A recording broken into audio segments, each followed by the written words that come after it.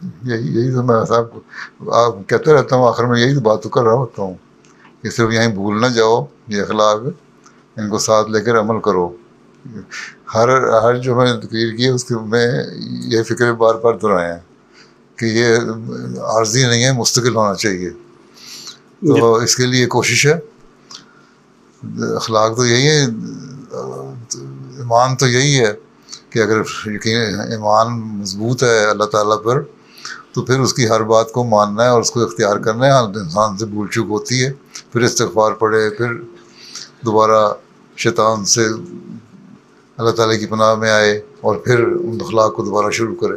اگر یہ خیال ہو کہ ہمارا ہر ایک قول اور عمل اور فعل جو ہے اللہ تعالیٰ دیکھ رہا ہے، اس کو علم میں ہے، تو کبھی انسان غلطیاں کرے نا. تو یہ خیال ہمیشہ پیدا کرنے کی کوشش کرنی چاہیے اور اس کے لیے استغفار کرنا بہت ضروری ہے.